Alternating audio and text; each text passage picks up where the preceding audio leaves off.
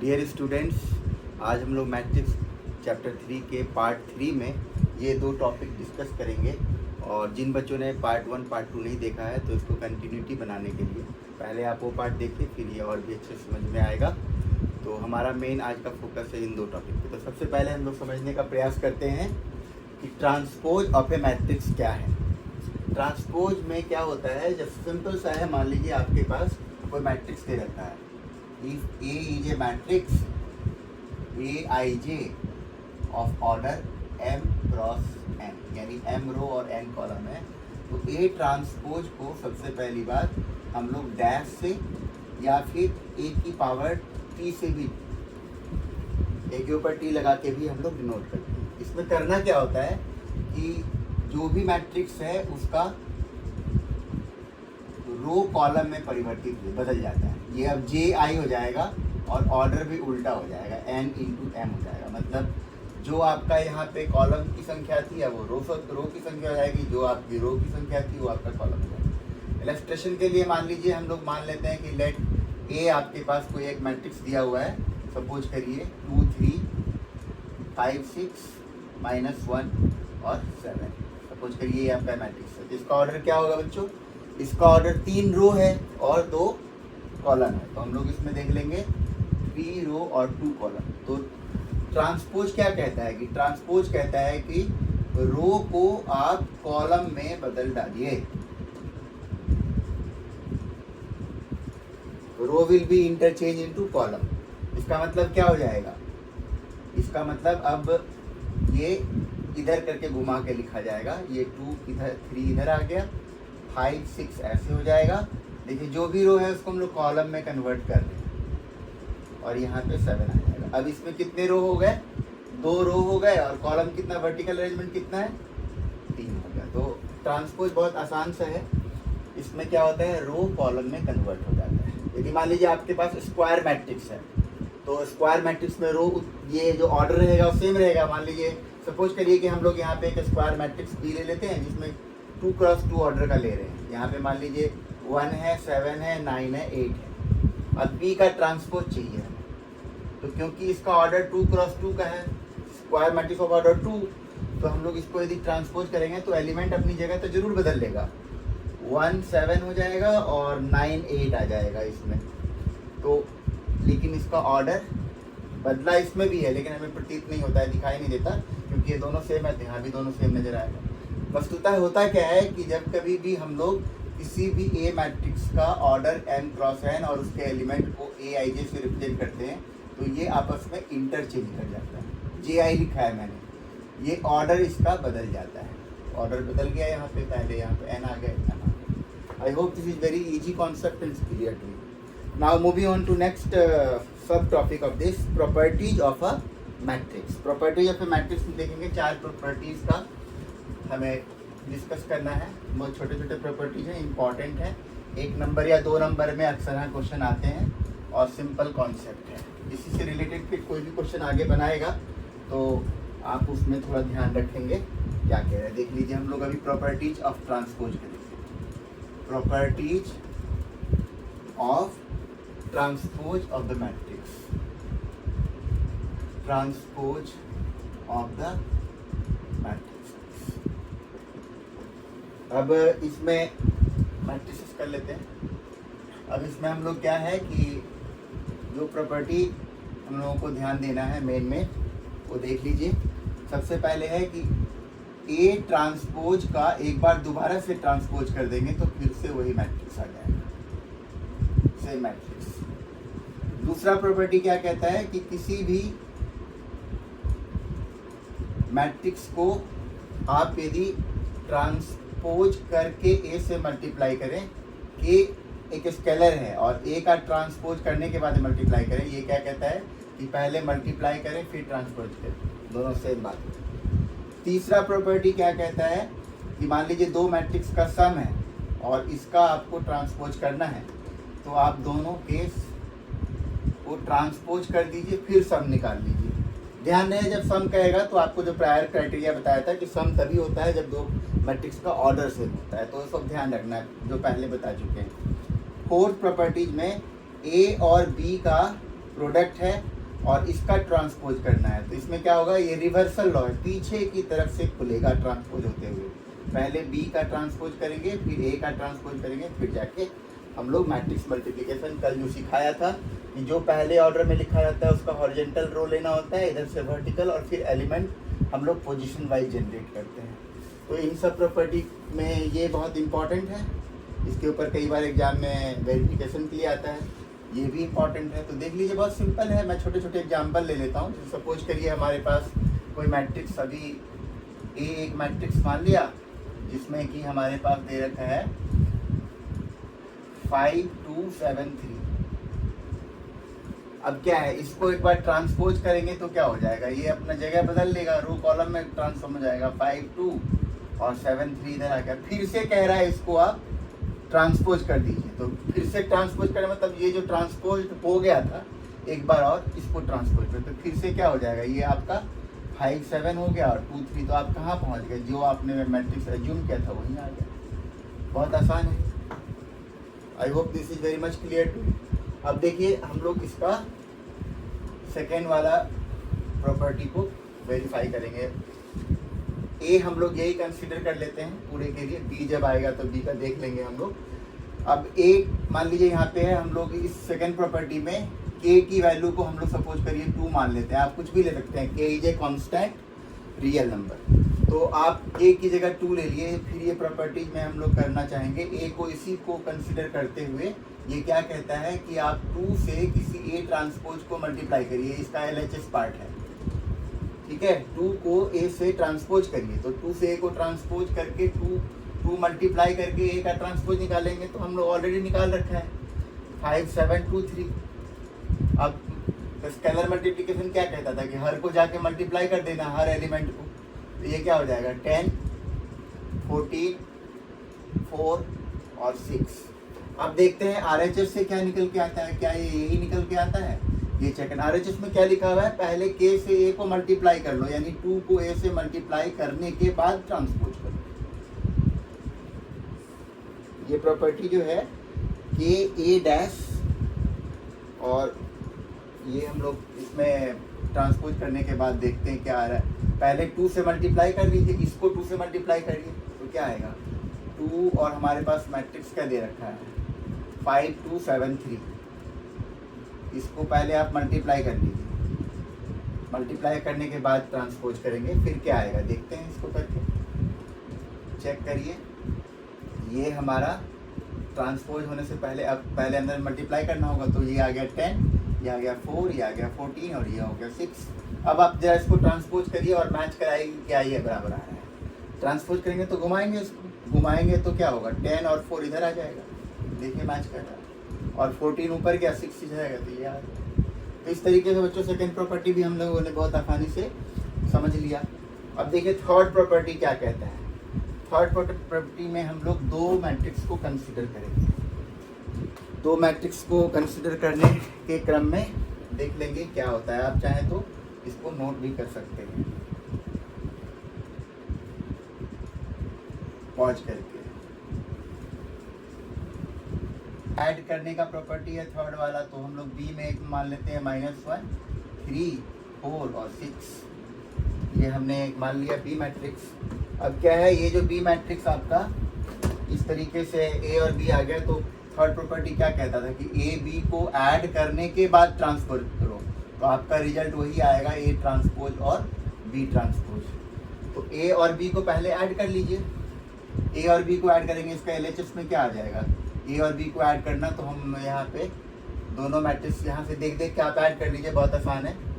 Add करने में अपने पोजीशन से ऐड होता है, तो ये क्या आ जाएगा, 5 और -1 को ऐड करेंगे तो 4 हो जाएगा, 2 और 3 को ऐड करेंगे 5 आ जाएगा, ये 11 आ गया, ये 9 आ गया। अब कह रहा है बाहर ट्रांसपोज करने के लिए, तो इसका क्या आंसर आएगा, इसको ट्रांसपोज करेंगे आप तो रो को कॉलम में बदल डालिए, 4 5 इधर आ गया, 11 और 9 यहाँ आ गया। अब देखिए ये हमारा LHS का हो गया। RHS का ऑपरेशन करते हैं, देखते हैं क्या आता है। इसमें क्या कह रहा है, ए का ट्रांसपोज करना है। ए का ट्रांसपोज मतलब पहले आप ए के रो को कॉलम में कन्वर्ट कर दीजिए। 5 2 उधर लिखा हुआ है तो इधर लिख लीजिए आप, 7 और 3 इस तरीके से लिख लीजिए। अब क्या है कि इसमें हम लोग फिर बी का ट्रांसपोज भी करेंगे। बी का ट्रांसपोज मतलब इसको भी घुमा के लिखना है, -1 3 यहाँ आ गया और 4 और 6 यहाँ आ गया। अब दोनों को ऐड करिए और ऐड करने के बाद चेक करिए कि आपका क्या वही आंसर आ रहा है जो पहले LHS में आया। तो 5 और -1 4, 7 और 4 11 और 2 और 3 5 और 3 और 6 9। देखिए ये दोनों सेम है, इसका मतलब ये भी वेरीफाई हो गया। जो इसका इम्पोर्टेंट पार्ट है वो हम लोग अब कंसिडर करेंगे, वो क्या कहता है फोर्थ प्रॉपर्टी। फोर्थ प्रॉपर्टी में हम लोग ध्यान देंगे कि वो ये बतलाने का प्रयास किया है, रिवर्सल लॉ ऑफ ट्रांसपोज बोलते हैं उसको। ए और बी का प्रोडक्ट निकालने के बाद ट्रांसपोज करना है। कह रखा है रिवर्सल लॉ में पहले बी का ट्रांसपोज करेंगे और ए का ट्रांसपोज करेंगे, फिर इस ऑर्डर में मल्टीप्लाई करेंगे, तब जाकर रिजल्ट सेम आएगा। ये प्लस वाले और माइनस वाले की तरह नहीं है कि ए का ट्रांसपोज जिधर से आया उधर से ही कर दिया आपने, गलत हो जाएगा। ध्यान रखेंगे इसको, रिवर्सल लॉ उल्टे साइड से मिलता है। यदि मान लीजिए आपके पास 3 मैट्रिक्स दे रखा है ABC, तब ट्रांसपोज करना तो पहले C का ट्रांसपोज, फिर B का ट्रांसपोज, फिर A का ट्रांसपोज। तो रिवर्सल लॉ को फॉलो करता है। अभी हम लोग इसको करना है। सबसे पहले AB का प्रोडक्ट निकालिए आप। LHS में क्या कहते हैं, AB का प्रोडक्ट निकाल के फिर बाद में उसको हम लोग ट्रांसपोज करेंगे। तो देख लेते हैं इसका AB का प्रोडक्ट क्या आएगा। पहले A में पहले 5 2 यहाँ पे लिखना है और 7 3 यहाँ पे लिखना है। B का हम लोग क्या लिखना है, -1 3 और 4 6। अब इन दोनों को मल्टीप्लाई करना है और फिर बाद में जब हमारे पास आंसर आएगा उसको ट्रांसपोज कर देंगे, क्योंकि लेफ्ट में हमने केवल प्रोडक्ट लिखा है, ट्रांसपोज यहाँ पे नहीं लगाया। पहले हम प्रोडक्ट निकाल रहे हैं। अभी क्या है देखिए कैसे होता है, मैंने कल बताया था आपको, पिछले वीडियो में भी बताया। इधर से हॉरिजॉन्टल जाएंगे, इधर से वर्टिकल जाएंगे और एक एलिमेंट जनरेट होगा इस पोजीशन पर। देखिए 5 × -1 -5 और ये 8 कितना आ गया, 3 होगा। डायरेक्ट कर रहा हूँ, आप अपना कैलकुलेशन रफ में करके कर सकते हैं। अब यहाँ वाला एलिमेंट जनरेट करने के लिए इसको हॉरिजॉन्टल लेंगे, इधर से लेंगे, तो 5 3 = 15 और 12 27 आ गया। अब देखिए सेकेंड रो का जनरेट कैसे करेंगे, -7 और +12 तो 5 हो गया। अब इसी तरीके से दूसरा एलिमेंट जनरेट करिए, 21 और 18 21 और 18 39 हो गया। अब देखिए इस तरीके से अब हमें टास्क क्या करना था, इसका ट्रांसपोज करना है प्रोडक्ट निकालने के बाद। तो इसका मतलब इसका ट्रांसपोज करना चाहिए था, इसका मतलब इसका ट्रांसपोज होगा। तो इसको ट्रांसपोज करेंगे तो क्या रिजल्ट आएगा, घुमा दीजिए इसको, 3 27 यहाँ आ जाएगा और 5 और 39 यहाँ। अब देखिए RHS में क्या कहता है, RHS में आपको कह रखा है कि पहले आप B का ट्रांसपोज करें। तो B का ट्रांसपोज यहाँ से देख के बताइए क्या आएगा, B का ट्रांसपोज और A का ट्रांसपोज। तो B का ट्रांसपोज हम लोग जब करेंगे तो इधर हो जाएगा -1, यहाँ आ जाएगा 3, ये हो गया 4, ये हो गया 6। इसी प्रकार से A का ट्रांसपोज करेंगे, A का ट्रांसपोज जब हम लोग करेंगे तो इसको यहाँ लिख देता हूँ ताकि इसके इक्वल टू में कंफ्यूजन ना हो आपको। 3 27 और 5 39, ठीक है। इसको हम लोग इरेज कर देते हैं यहाँ से, ये हम लोग का A। हाँ, इसको हम लोग अब B का ट्रांसपोज ले चुके, A का ट्रांसपोज लेंगे तो 5 2 इधर जाएगा और 7 3 यहाँ आ जाएगा। अब हम लोग क्या करेंगे, इसको मल्टीप्लाई करके लिखेंगे। मैं यहाँ पे डायरेक्ट कर देता हूँ, आप चाहें तो इसको अलग अलग रफ में 2 स्टेप में कर सकते हैं। माइनस यहाँ से 1 को मल्टीप्लाई करेंगे, इधर से हॉरिजॉन्टल इधर से वर्टिकल, ध्यान रखना। तो -5 और +8 3 हो गया। अब -1 × 7 -7 और ये 12 ऐड कर दीजिए, 5 आ जाएगा, ठीक है। और 3 से 5 को करेंगे 15 और ये 12, ये 27 हो जाएगा। ये 21 और 18 39, चेक करिए दोनों सेम, इसका मतलब ये वेरीफाई हो गया। इसके बाद हमारा जो है प्रॉपर्टीज इसके सारे हो गया प्रूफ, मैंने एक इलस्ट्रेशन लेके कर दी, बता दिया आपको। अब हमारा नेक्स्ट टॉपिक है सिमेट्रिक और स्क्यू सिमेट्रिक। एक और इलस्ट्रेशन हम लोग देखते हैं। ये बुक के एक्सरसाइज का क्वेश्चन है। मान लीजिए हमारे पास एक मैट्रिक्स दिया हुआ है जिसमें 1 -4 और 3, और B हमारे पास एक मैट्रिक्स दे रखा है। ये कॉलम मैट्रिक्स था A और ये आपका रो मैट्रिक्स है, -1 2 और 1। अब हम लोगों को इस प्रॉपर्टी को प्रूव करना है। तो देखिए इसका ऑर्डर क्या आएगा, 3 रो और 1 कॉलम, और इसका 1 रो और 3 कॉलम। अब हम लोगों को पहले A B का प्रोडक्ट निकालना है। तो देखते हैं इसका A B का प्रोडक्ट निकालेंगे तो रिजल्टेंट मैट्रिक्स में कितने एलिमेंट्स बनते हैं। आप बताइए कितने एलिमेंट्स बनेंगे? 3 इंटू 3 9 एलिमेंट्स बनेंगे। पहला हम लोगों को ए बी का प्रोडक्ट लेना है, तो LHS हमारा ए बी है, तो पहले ए लिख लिया 1 -4 3 और बी हमारे पास है -1 2 1। तो अब इनका हमें प्रोडक्ट निकालना है, तो जनरेट करिए, इधर से हॉरिजॉन्टल इधर से वर्टिकल। बहुत आसान है, लेकिन ध्यान रखिए इसमें 9 एलिमेंट्स जनरेट होंगे। अब देखिए कैसे होगा जब इसको 1 से मल्टीप्लाई करिएगा -1, फिर इसी 1 को यहाँ से करेंगे तो 2 और ये फिर 1। अब -4 से मल्टीप्लाई करते जाइए, ये +4 हो जाएगा, -4 से करेंगे तो -8 हो जाएगा, -4 से 1 को करेंगे तो ये -4 हो जाएगा। 3 से मल्टीप्लाई करिए इसको तो -3 फिर 6 फिर 3। अब क्या करना है, इसका ट्रांसपोज कर देना है, जो आया इसको ट्रांसपोज करना है, मतलब आपको घुमा के लिखना है इसको, रो को कॉलम में ट्रांसपोज। तो घुमा दीजिए इसमें -1 2 और 1 4 -8 और -4 और यहाँ जाएगा -3 6 और 3। ये हम लोगों का फाइनल LHS का आ गया है, जबकि हम लोगों को इन दोनों को प्रोडक्ट करने के बाद ट्रांसपोज करने के लिए कहा था। अब हम लोग देखेंगे इनका ट्रांसपोज पहले कर देंगे फिर प्रोडक्ट निकालेंगे, तब क्या ये इससे मैच करता है।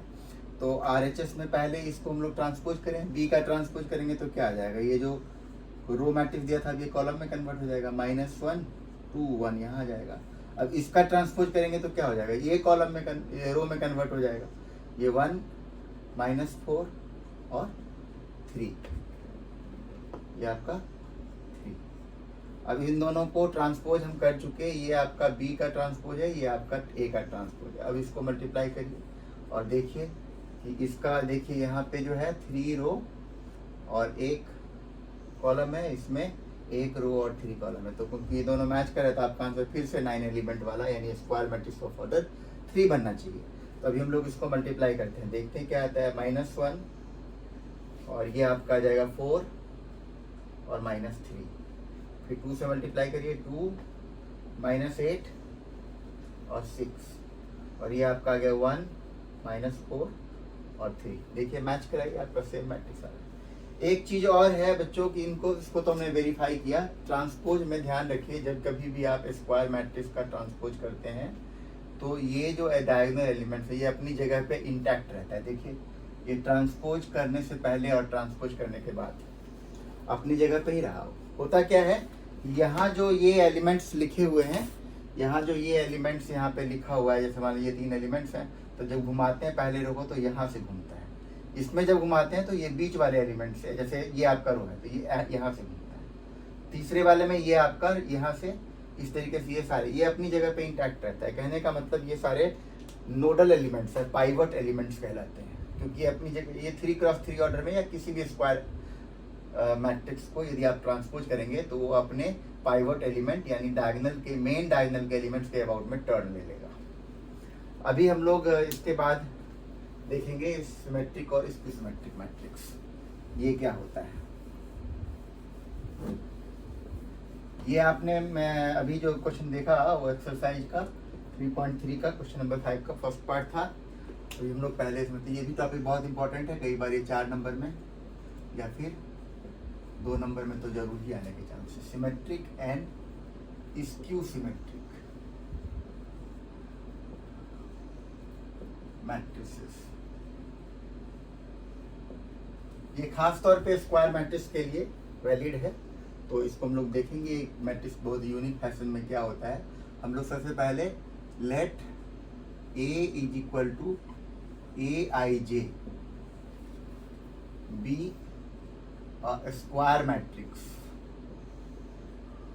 Of order m। यहाँ पे हम लोग एक ऑर्डर n, फॉर एग्जाम्पल हम लोग मान लेते हैं 3x3 ऑर्डर का कोई मैट्रिक्स है, तो A is said to be symmetric. इसको सिमेट्रिक कब कहते हैं, देखिए क्या कंडीशन लगता है, तो A का ट्रांसपोज करने के बाद भी A ही रहे। क्या मतलब हुआ, यदि आप A का कोई मान लेते हैं हम लोग कि A यहाँ पे हमारे पास 3x3 ऑर्डर का एक मैट्रिक्स है, जैसे 1 है 5 है 3 है, तो अब इसको घुमाने के बाद भी वही आना चाहिए। तो जो 5 3 यहाँ लिखा गया वो 5 3 यहाँ भी मिलना चाहिए। ये एक यूनिक फैशन में लिखा होता है। मान लीजिए यहाँ पे 2 है 4 है, तो यहाँ भी 2 और 4 होना चाहिए। यहाँ पे आपका 8 7 है, तो बस। अब देखिए इधर से आप देखेंगे तो ये वाला और ये वाला सेम आ रहा है एलिमेंट्स। यहाँ से देखेंगे तो ये दोनों इधर जैसे है। ऐसा एक यूनिक फैशन में इसलिए लिखा गया है ताकि आप इसका ट्रांसपोज जब करें तब भी आपको यही मैट्रिक्स मिले। इसका सिमेट्रिक मैट्रिक्स का मतलब ही यही है। इसको आप घुमाएंगे भी तब भी ये यही नजर आएगा 1 5 3। अब इसको घुमाएंगे 5 2 4 को, तो यहाँ से लिखा जाएगा 5 2 4। अब हम लोग इसको घुमाएंगे 3 4 7 को, तो यहाँ से लिखा जाएगा 3 4 7। अब ध्यान से देखिए ये दोनों मैट्रिक्स सेम है 1 5 3 5 2 4 3 4 7 1 5 3 5 2 4 3 4 7। हमने जबकि इसको ट्रांसपोज कर दिया, घुमा दिया। तो इस मैट्रिक्स का एक खास ऑब्जर्व करने की जरूरत है कि इसके नोडल एलिमेंट्स, क्योंकि हमने 3x3 ऑर्डर का लिया है, स्क्वायर मैट्रिक्स है, तो ट्रांसपोज करने पे ये अपनी जगह को नहीं छोड़ेगा, ये यहीं रहेगा। ये पाइवट एलिमेंट्स कहलाते हैं। और दूसरा क्या इंपॉर्टेंट पार्ट बताया आपको कि इसमें यूनिक तरीके से जो यहाँ से इधर की ओर लिखा था वही एलिमेंट्स यहाँ की लिखा रहता है। तो ये मेरे ख्याल से आपको क्लियर हो गया कि किसी भी स्क्वायर मैट्रिक्स को सिमेट्रिक तब कहेंगे जब उस मैट्रिक्स को ट्रांसपोज कर देने के बाद भी वही मैट्रिक्स आया जो हमें गिवन था। अब देखिए, अब हम लोग एक इस मैट्रिक्स को स्क्यू सिमेट्रिक कब कहेंगे? जब भी हम लोग किसी भी, मान लीजिए A is said to be skew symmetric if a dash is equal to minus A. अब इसमें माइनस साइन आ गया तो ध्यान रखना है। मान लीजिए ए हमारे पास एक मैट्रिक्स दिया हुआ है, तो सपोज करिए 0 -5 और 2। तो यहाँ पर क्या होगा, इसके ऑपोजिट साइन होंगे। यहाँ भी ऐसे ही होगा लेकिन साइन ऑपोजिट लेना है। ये 5 हो गया, ये -2। यहाँ पे 0 है, इधर 3 है, तो यहाँ -3 लेना होगा और ये 0। इस मैट्रिक्स का बच्चों नोट करने की क्या बात है कि इस स्क्यू सिमेट्रिक मैट्रिक्स में डायगोनल एलिमेंट्स हमेशा 0 होंगे। ये इसलिए क्योंकि डायगोनल एलिमेंट्स यदि 0 नहीं होगा तो साइन में बदलाव करते जब आप घुमाएंगे तो साइन तो इसका बदलेगा नहीं। इस वजह से 0 का कोई साइन नहीं होता। अब आप देखिए जरा, इसको ट्रांसपोज करिएगा तो आपको क्या मिलेगा, क्या मिलेगा देखिए। इसको घुमाइए, 0 यहाँ रहा, -5 यहाँ आ गया और 2 यहाँ चला गया। इसको घुमा दीजिए, 5 यहाँ आ गया, 0 यहीं रहा और 3 इधर आ गया। इसको घुमाइए, -2 ऊपर पहुंच गया, -3 यहाँ आ गया, 0 है। अब वो क्या कह रहा था कि ए ट्रांसपोज -a के बराबर है। यदि आप इसमें -1 कॉमन निकाल लेते हैं या आप समझ लीजिए -1 से मल्टीप्लाई और डिवाइड कर देते हैं, तब जाके क्या आएगा, माइनस साइन यहाँ से हम लोग बाहर रख लिए। तो देखिए क्या निकलता है, सबका साइन बदल डालिए। जो माइनस में दिख रहा है उसको प्लस में लिख दीजिए और जो आपको प्लस में दिख रहा है उसको माइनस कर दीजिए। अब देखिए आप मैच कराइए, ये दोनों मैट्रिक्स सेम है। इसका मतलब ये वाला मैट्रिक्स सेम है। इसका मतलब क्या हो गया कि ए का ट्रांसपोज भी किया तो आपको नेगेटिव ऑफ दैट मैट्रिक्स मिला। तो ये आपका स्क्यू सिमेट्रिक मैट्रिक्स का पहचान क्या बताया मैंने, मेन डायगोनल के सारे एलिमेंट जरूर 0 होने चाहिए और रो और कॉलम को ध्यान से ऑब्जर्व किया जाए तो एलिमेंट्स की वैल्यू, न्यूमेरिक वैल्यू सेम होगी लेकिन साइन ऑपोजिट होगा। तो यहाँ -5 है तो देखिए यहाँ 5 है, ये 2 है तो -2 है, यहाँ 3 है तो ये -3 है। और ये तो बता ही दिया कि तीनों एलिमेंट 0 होना चाहिए। अब हम लोग देखेंगे कि किसी भी मैट्रिक्स को किस तरीके से हम लोग कन्वर्ट कर सकते हैं या क्या क्राइटेरिया है कि वो सिमेट्रिक और स्क्यू सिमेट्रिक देगा। तो हम लोगों के पास बुक में थ्योरम के फॉर्म में दिया हुआ है कि जब किसी मैट्रिक्स में हम लोग उसी मैट्रिक्स के ट्रांसपोज को ऐड कर देते हैं, कोई भी मैट्रिक्स हो, जनरल मैट्रिक्स, तो ये हमारा सिमेट्रिक मैट्रिक्स होता है। और किसी भी मैट्रिक्स में उसी के ट्रांसपोज को माइनस कर देंगे तो ये आपका स्क्यू सिमेट्रिक मैट्रिक्स आएगा।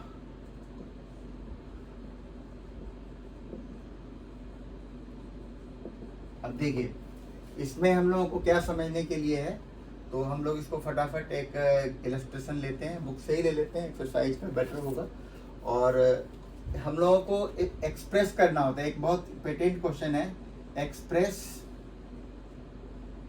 ए दे देगा आपको, A as sum of symmetric and skew symmetric matrices.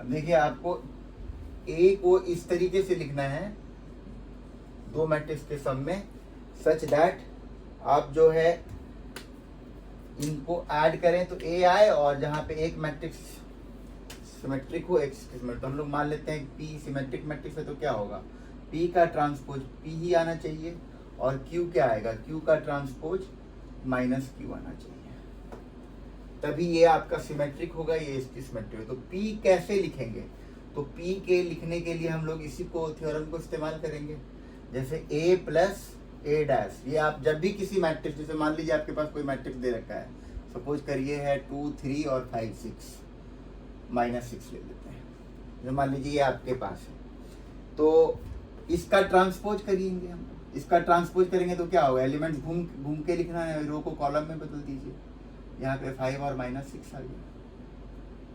अब जरा इनको ऐड करिए, जरा ऐड करेंगे तो क्या होगा, पोजीशन वाइज ऐड करने पे आपको क्या मिलता है देख लीजिए। पोजीशन वाइज जब ऐड करेंगे तो ये आपका रिजल्ट क्या आएगा, ये आपका हो जाएगा 4 8 8 और -12। अब देखिए इसमें आप घुमाएंगे भी, ट्रांसपोज भी करेंगे तो भी आपको यही मैट्रिक्स मिलेगा, क्योंकि 4 माने पे 8 इधर घुमाएंगे तो 8 आ जाएगा, 8 -12 इसको घुमाएंगे तो यहाँ है, जो कि नजर आ रहा है। अब क्या है, जो इसी तरह से क्यू भी आप देख सकते हैं, क्यू क्या आ जाएगा, क्यू को आपको लिखना है ए और ए माइनस का ट्रांसपोज। तो इसमें हम लोगों को क्या ध्यान रखना है कि ये मैट्रिक्स क्या आ रहा है, तो देखेंगे आप ये दोनों डायगोनल एलिमेंट 0 आ रहा है, क्यों, क्योंकि आप 2 को 2 से माइनस करेंगे 0, -6 को -6 करेंगे तो -6 + 6 0 जाएगा। अब इन दोनों को बजाते आप माइनस कर लीजिए, 3 में से इसको माइनस करेंगे तो यहाँ -2 आ रहा है, और 5 में से 3 को माइनस करेंगे तो यहाँ पे 2। मैंने आपको क्या बताया था कि स्क्वायर मैट्रिक्स होना चाहिए और डायगोनल एलिमेंट 0 ही होना चाहिए, दोनों क्राइटेरिया फुलफिल कर रहा है। और यहाँ जो है आपका जो आ रहा है न्यूमेरिक वैल्यू सेम है लेकिन साइन ऑपोजिट, तो ये हमारा हो गया। अब हम लोग को देखना है कि क्या ए को p + q लिखेंगे, तो आप जरा इन दोनों को ऐड करिए, क्या आ रहा है, p + q को यदि आप ऐड करेंगे तो यहाँ पे ये दोनों तो कैंसिल हो जाएगा, लेकिन यहाँ पे 2a आ जाएगा। इसका मतलब आपको तो चाहिए a, तो a को निकालने क्या होगा, इस a will be equal to half of p + q। तो इसका ये मतलब हो गया, जब कभी भी किसी मैट्रिक्स को आपको दे कि सम में एक्सप्रेस करना है सच दैट आपका एक सिमेट्रिक हो एक इसकी सिमेट्रिक हो, तो आप ये ध्यान रखेंगे कि ये आपका a + a' और q जो है हाफ ऑफ a - a'। ये हाफ लगाने का यही औचित्य था कि जब आप बिना हाफ के करेंगे तो ट्वाइस a आ जाएगा, आपको तो a को कह रहा है इसलिए आप हाफ से डिवाइड कर देंगे। अब आप इसको सिंप्लीफाई करेंगे ना तो यही बचेगा। तो आज का ये जो है वीडियो हम यहाँ समाप्त करते हैं। बाकी जो आपके एक्सरसाइज हैं उसमें आपको कुछ इंपॉर्टेंट क्वेश्चन, एग्जाम्पल जो है 22 बहुत इंपॉर्टेंट है, इसको जरूर करेंगे आप। और 5 का मैंने जैसे एक बता दिया तो एक आपके लिए छोड़ दिया है। कुछ क्वेश्चन बहुत इंपॉर्टेंट हैं, जैसे क्वेश्चन नंबर 6, क्वेश्चन नंबर आपका जो हो गया 8 वेरिफिकेशन का है। बाकी 10th क्वेश्चन में वही जो हमने यहाँ पे कराया। MCQ बहुत इंपॉर्टेंट है इसका, 11 और 12, ठीक है। तो ये जरा आप जरूर देखिए, मैं आपको एक इलस्ट्रेट कर देता हूँ, बहुत छोटे छोटे क्वेश्चंस हैं। और एक्सरसाइज का ये जो MCQ दिया हुआ है, आपको कह रखा है कि A और B सिमेट्रिक मैट्रिक्स है। A भी सिमेट्रिक है, क्वेश्चन नंबर ये आपका 11th NCERT का। A सिमेट्रिक है तो यानी ये भी आए, और B भी सिमेट्रिक है तो B का ट्रांसपोज भी आपका B ही आना चाहिए। अब क्या कह रहा है कि AB और -BA करेंगे तो क्या होगा, सिमेट्रिक होगा, इसकी सिमेट्रिक होगा। तो इसको चेक करने के लिए आपको क्या करना है, ट्रांसपोज कर देना। ट्रांसपोज करेंगे तो क्या, पहले तो हम लोग इसको AB का ट्रांसपोज में ले जाएंगे और BA के ट्रांसपोज को करेंगे। अभी रिवर्सल लॉ लगेगा क्योंकि प्रोडक्ट है, तो B का ट्रांसपोज होगा, A का ट्रांसपोज होगा, जबकि यहाँ पे A का ट्रांसपोज होगा, B का ट्रांसपोज होगा। अब वो क्या बता रखा था, वो कह रहा था कि ये दोनों तो सिमेट्रिक है तो B का ट्रांसपोज यही आना चाहिए, B आना चाहिए A का ट्रांसपोज।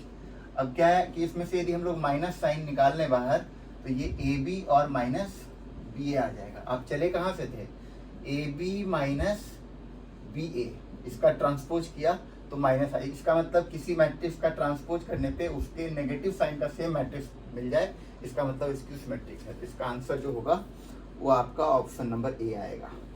ठीक है, तो ये आपके लिए मैंने सॉल्व कर दिया। अब देखिए ये एमसीक्यू क्वेश्चन था। एक क्वेश्चन जैसे इसमें और पूछा हुआ है वो भी इम्पॉर्टेंट है, वो आप खुद से ट्राई करें और नहीं आने पे हमें पोस्ट करें और बताएं, तो मैं आपके लिए सॉल्व करूंगा। अब हमारा इसमें एक मेन इम्पॉर्टेंट टॉपिक रह गया है जो कि पार्ट 4 में होगा, एलिमेंट्री ऑपरेशंस। बहुत इंपॉर्टेंट है, 6 नंबर का उससे क्वेश्चन आता है। तो अगले वीडियो में, आज तक के लिए इतना ही। धन्यवाद। खुद भी शेयर करिए और दोस्तों को बताइए, लाइक करिए, सब्सक्राइब करिए।